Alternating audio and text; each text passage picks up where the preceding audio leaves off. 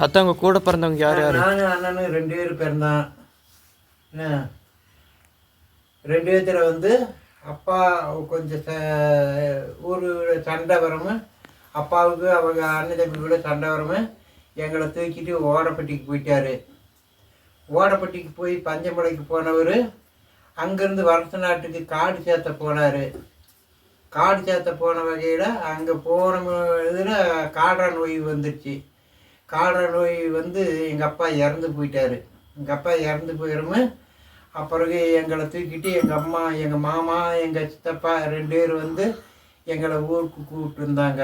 எங்களை ஊருக்கு கூப்பிட்டு வந்த பிறகு இது பாறையில் வச்சுட்டாங்க. கொண்டு வந்து பாறையில் ஊருக்குள்ளே விட மாட்டோம் அப்படின்னு சொல்லி பாறையில் கொண்டு வந்து குடிசு தட்டையில் குடிசு கட்டி அங்கேயே வச்சுட்டாங்க.